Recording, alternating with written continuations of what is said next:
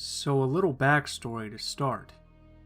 I live in a flat with only one neighbor above me. I have a son who's from a previous relationship that also lives with me, along with my wife. So this started a few years back in 2013, when we first moved into this flat. Everything went well, and we were happy to have our own home.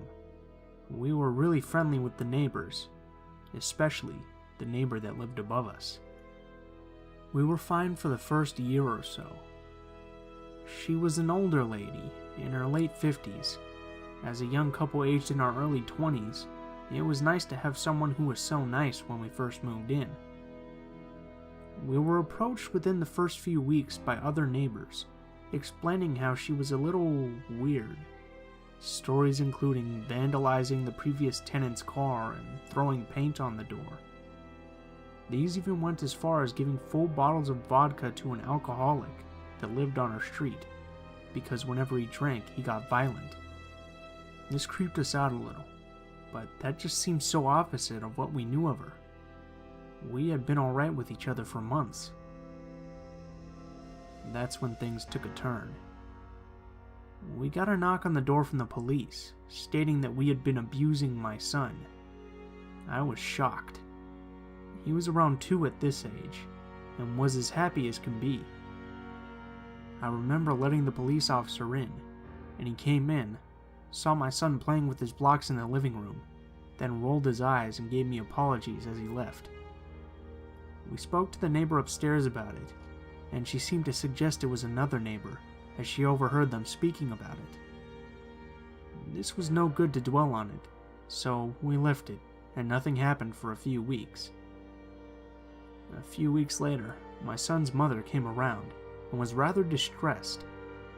She showed me some messages she got on Facebook from someone named John Smith. They explained they worked at a nursery my son attended and was concerned about my son going into a lot of detail about how late on a night we used to shout at him and abuse him. I flipped my shit and gave her a copy of the recordings on my son's baby monitor. See, since the last time we were accused of anything, we installed a baby monitor that stored the last 7 days onto a server I have. And this is linked to my mobile, perhaps due to paranoia after hearing all of the kidnappings that can happen. The funny thing that made no sense was that in the message, it had my full address, me and my wife's full names, and details of our house, even about the background I had on my computer, which was a payday background, but was explained as a scary mask on my computer. Later on, I got a phone call from the neighbor and said that some white nationalists were trying to find me. Apparently I said something they didn't like, and they came to batter me. She explained what they looked like, and that they had leather gloves, but she lied and said I didn't live there. I phoned the police, and we were on the watch list due to threats. She got an interview with the police and denied any of it happening, and she said that I was on drugs. I haven't touched drugs in years, and even then it was only a little bit of cannabis. Things got a bit weird, and she had her son starting to live with her. One evening, we were playing Dungeons & Dragons, and around 9:30 p.m., we got a text from her explaining she wanted to quit or else. Things had been slowly escalating up until this point. I just replied, "Fuck off, it's 9:30, we finish at 11. I wouldn't have minded, but this had been a regular occurrence for a few weeks. We play on Saturday nights, and this hadn't been a problem for the year or so we'd been doing it. Things started escalating further when she started banging on the floor, put the vac on, and threatening to send her son down to come do me in. I confronted him the next day about this, and he denied everything, and said that his mom was a bit sensitive. Turns out, she was bipolar. This all makes sense now, from poisoning my plants and lawn, to threatening me with her sons. She's now left and has a for sale sign on her flat that explains why the house was so cheap when we got it.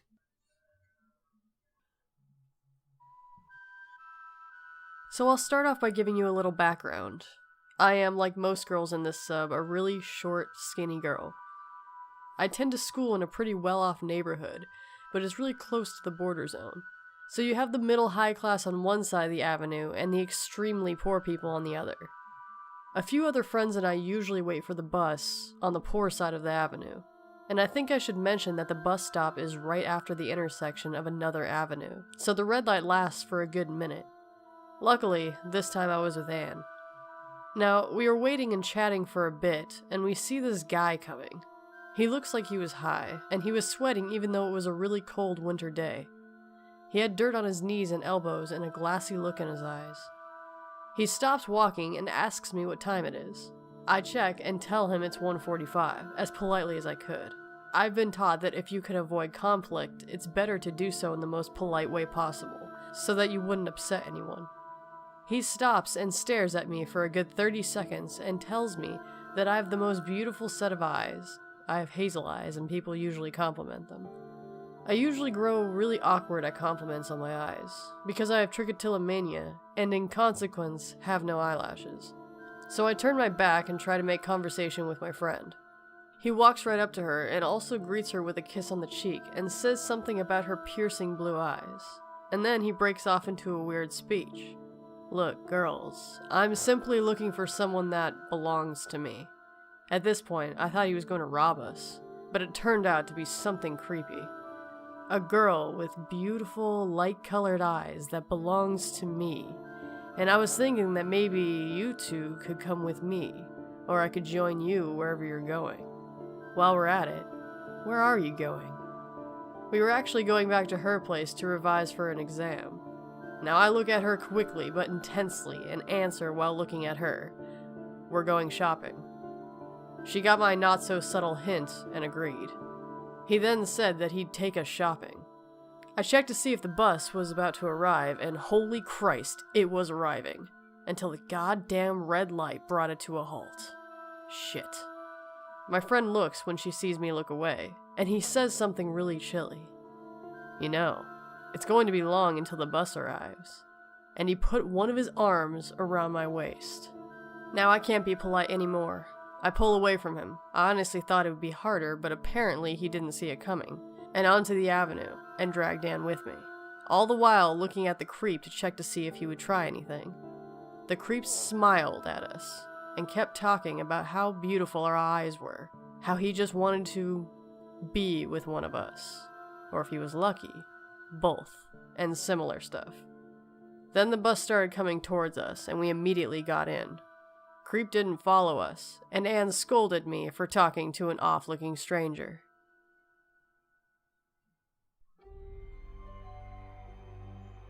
Since I was trapped inside all weekend, me and my family started bringing up random stories, and my mom reminded me of a creepy thing that happened when I was about 7 or 8, so I thought I'd share. And this was back when I lived in the city, but now I live in the suburbs. Me and my mom were going to the dollar store because she wanted to get cheap decorations, but I don't remember what holiday was coming up. Anyway, we walked into the store, and she was grabbing decorations and putting them in her cart. I was getting antsy, so she told me I could go to the toy aisle and get something, but only one thing. She made that very clear. I happily ran to the toy section and began looking at all the Barbies I could choose from. As I'm looking, I could tell there was someone behind me, so I moved forward because I thought I was blocking the aisle. The person didn't move. I turned and saw an older man with a balding head and a reddish-brown beard staring at me. He didn't say anything, and neither did I. He just stared like he was angry with me, like he was glaring at me. He reached out his hand, put it on my shoulder. I froze. I was a very shy kid, so I turned a bright red, grabbed a random Barbie, broke free, and ran back to my mom. I didn't tell her what happened. I just stood with her as she continued to shop. I kept looking around because I became very paranoid. What did I do? Was he mad? I couldn't understand what had just happened, but my 8-year-old mind started to forget it while my mom continued shopping. When she was done, we headed over to checkout and got in line. I was looking at my Barbie blissfully when I saw that man get in the line next to us. The way the dollar store lines are set up, there are 2 lines next to each other, with 2 checkout desks that face each other. That made no sense, but I can't find a picture. The point is that he was only a few feet away from me.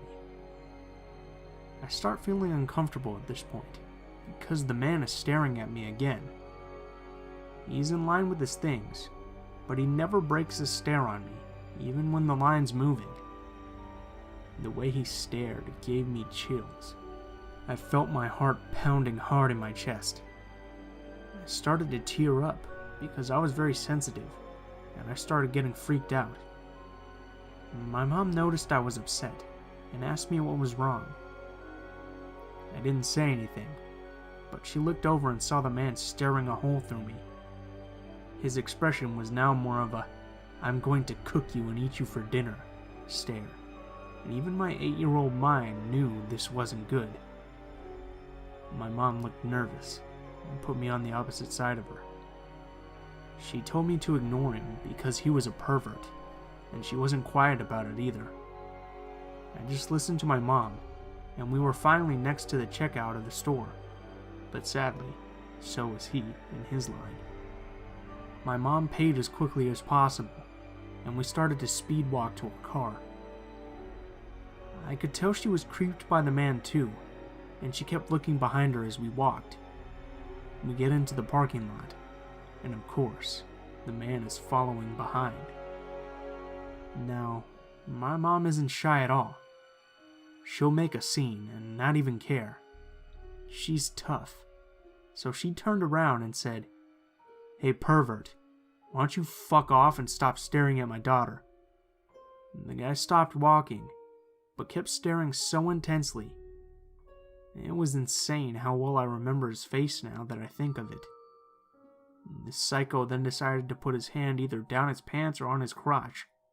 I can't exactly remember. My mom gave him the finger, then got to her car, and we quickly got in.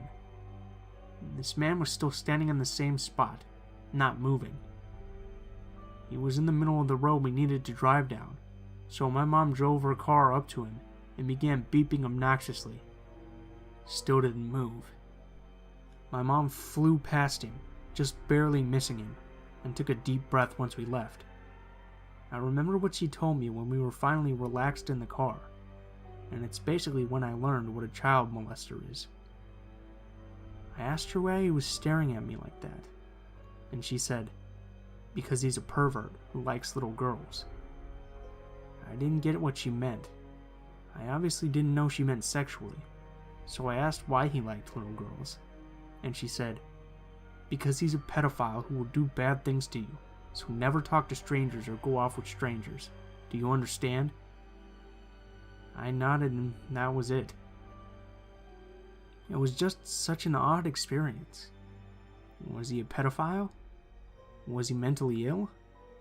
What did he want to do with me?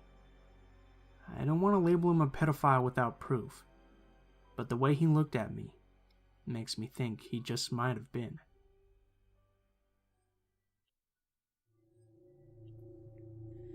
I worked as a Walmart cashier for a little over a year. I quit in August of 2015 when I went away to college.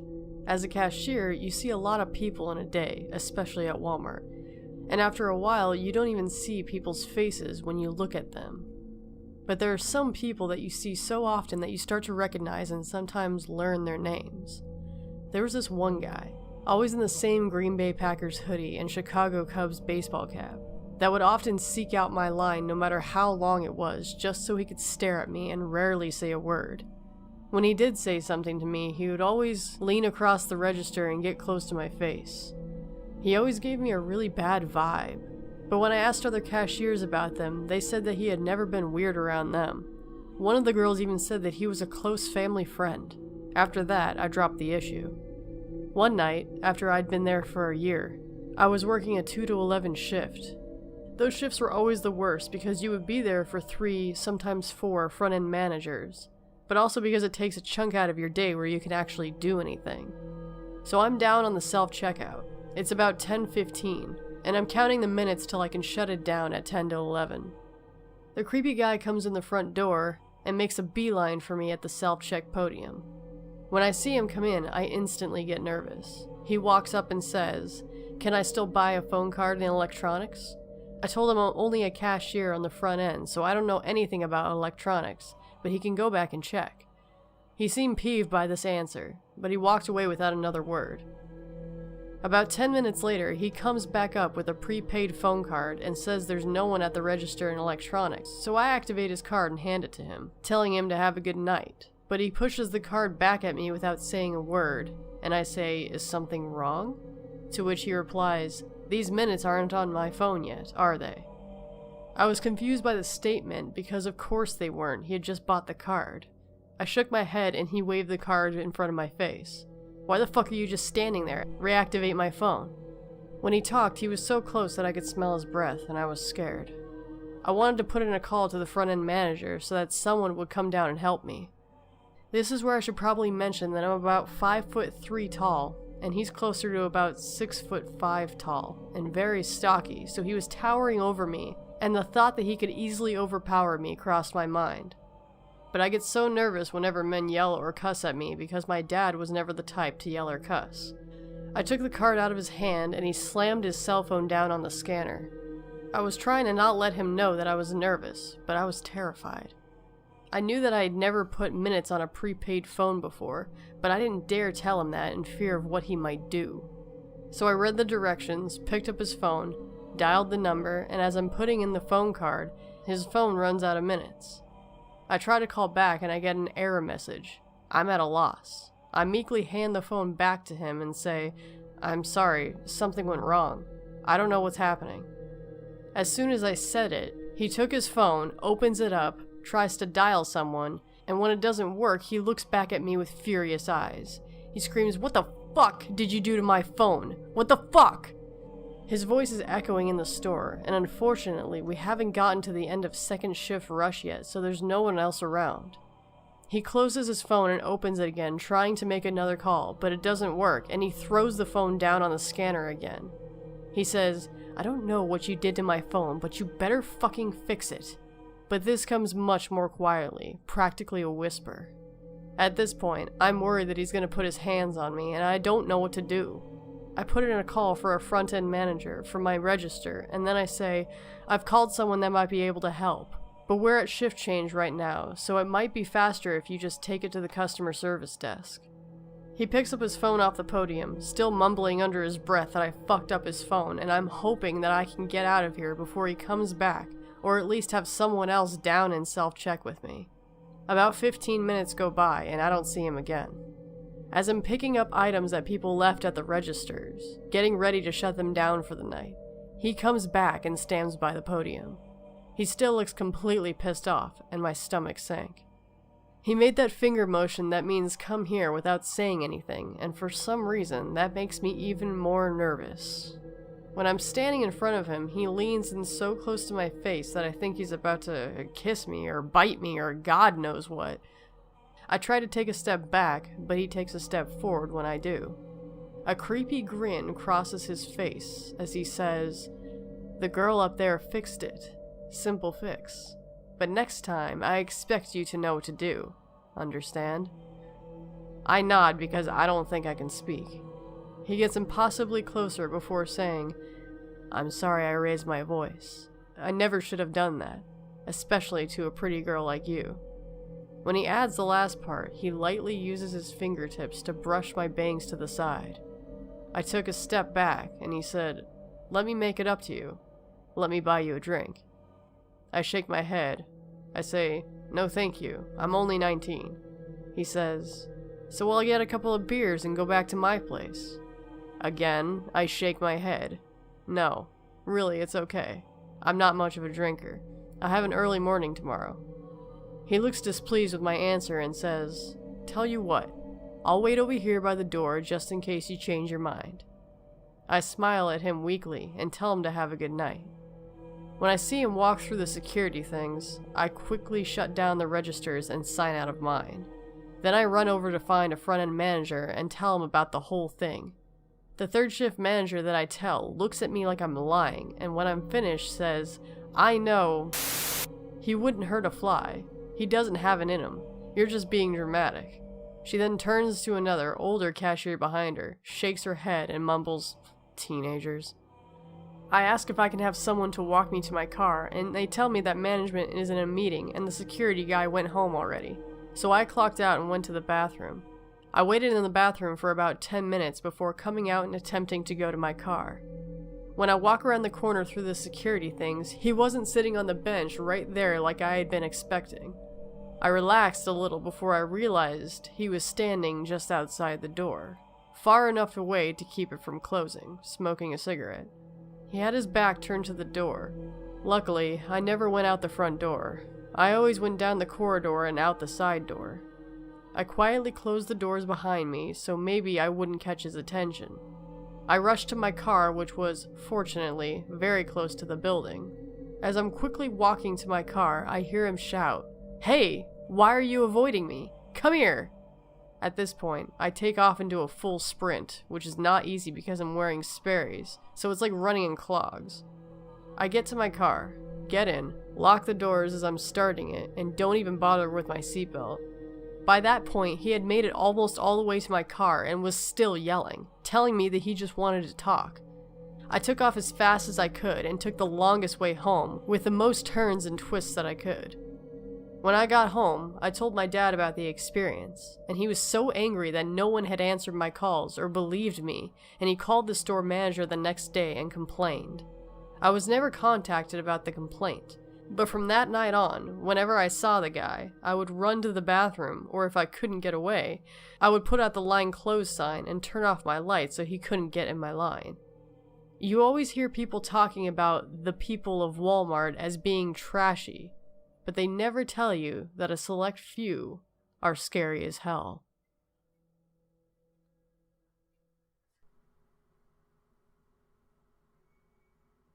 Hey guys, Blue Spooky here, as always. I just wanted to thank you guys for watching till the end of the video, especially if you made it this far. I also wanted to give a special thank you to my collaborator this episode, Lady White Rabbit. She usually reads creepypastas, but she agreed to do this True Scary Story video with me. So props to her. I'll have a link to her channel in the description so you can go check her out. She makes some really good stuff. If you guys have any constructive criticism, please feel free to leave a message in the comments below. And if you have any stories you'd like me to read or any stories you'd like to send in, please feel free to send them to any of my social media. All the links will be in the description below as well. Thank you guys so much for watching, and I hope you have a great day.